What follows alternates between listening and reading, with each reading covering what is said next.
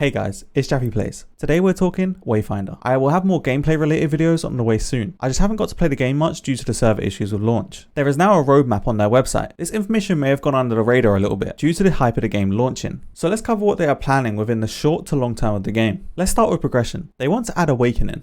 Awakening is a way for you to improve your characters that you like playing the most. This system will allow you to take any duplicate materials required to craft the base version of the character or weapon you are wanting to awaken. You then turn these materials into Awakening Stones. Using these Awakening Stones, you will be able to infuse them into your identical character or weapon. Doing so will prestige your character or weapon, resetting it to level 1, but will also increase the base stats and echo capacity of the character or weapon. Note that you will have to have the character or weapon at max level in order to do this process. Lastly, during early access this feature will not be introduced, but you can earn the Awakening resources ready for when the system does launch. The next thing they want to add is Archetypes. They will be adding this system in parts due to it being such a big system that they want to implement. The way the system will work is as you play any character and level up, you will be gaining passive XP towards that character's particular archetype. As you gain archetype levels, you will be gaining talent points. These will be used to gain power for all characters within the archetype. In the final system, they hope to have a fully fledged talent tree system. This will allow you to slot talent points into it, granting new passive abilities, stat increases, echo budget, and echo sockets. Along with the talent tree, they will also be giving you milestone rewards. A few examples of the milestone rewards are max equipment level boost that will allow your character to equip accessories of a higher level than what is currently equipped. Affinity points and archetype skills. Archetype skills are active abilities that you will be able to swap in and out of your ability set. This is version 1 of the system. There will also be version 2. Part 2 seems to be all about implementing the talent tree and making sure that it is an account system that never resets. This system will allow you to take predetermined characters that you know from playing the game, allowing you to make your own choices along with trying out unique builds. Account level. This is a simple feature and a way for you to track your overall engagement with the game. This system will also give you rewards such as titles, badge icons, and other social cosmetic rewards. Along with account level, they plan to do some sort of account power progression. This system will basically allow you to eventually make a main character. It's also a way to encourage you to try out different characters and weapons. Armory level. This is a way to reward players for using multiple different weapon types. This system is planned to be less complex than Archetypes. This system is going to be account wide. Any weapon you level to 30 will grant you an armory level. Upon getting an armory level, this will grant you extra power to all the weapons you use. This system will encourage you to use more than just one weapon in order to gain power to that one weapon you do love. Along with power, it also rewards echo capacity and the amount of echoes you can socket. The next topic we have is content. Story. They will be adding a new story with each season, this being targeted towards the new character that is added, but there will be multiple new quests across the world of Evernorth, both being story quests and side quests. Live events. They want to do events in the middle of each season that will add new hunts, quests, weapons, and more. They want to introduce harder versions of the lost zones and hunts that are currently in the game. These will be called heroic. Heroic lost zones and hunts will be the most difficult content in the game. Doing the heroic versions of the lost zones and hunts will reward you with unique items. This is also where you will test your raw skills. Some of the rewards for tackling this content will be unique accessories, consumable recipes, housing artifacts, trophies, and unique echoes. Lastly, the highest tier of gloomstones will be from this content, meaning if you want to fully max out the character or weapons potential, you will need to do this content. Raids. I spoke about raids a lot in my past videos, and I'm really excited to see this done in Wayfinder. They reiterate that these will be more than 3 people. They note that raids are already in design, but they're making sure that these are challenging, but also respect people's time. They also hint at a little teaser, this potentially being PvP. The job board. Think of this as dailies or weeklies, basically allowing you to help NPCs within the town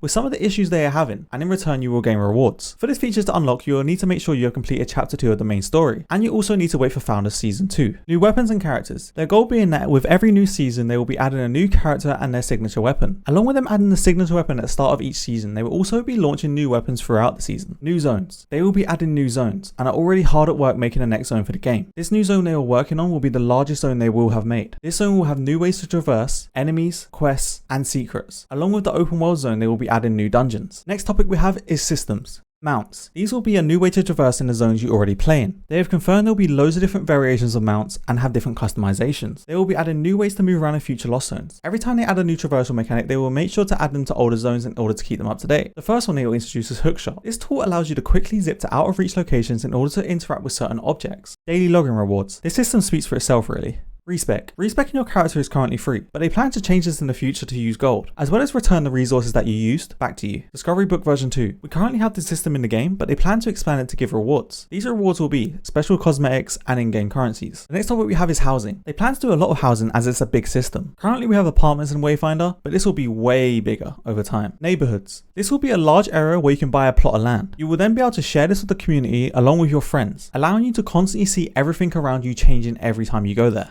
Shared plots. These allow anyone in your neighborhood to tend to it, giving everyone rewards. The example given is a garden that yields useful crafting ingredients. This allows all neighbors to contribute to it by watering it, planting seeds, etc. Guild neighborhoods. These areas will be exclusive to your guild. They are also areas that give quests and common objectives that give rewards to your guild. Housing updates. They plan to add loads more housing cosmetics, trophies, artifacts, and more. Crafting activities. Fishing, cooking, and gardening is all things they want to add to the game. This will give you some horizontal systems to work towards. Next, we have UI and personalization. Social personalization.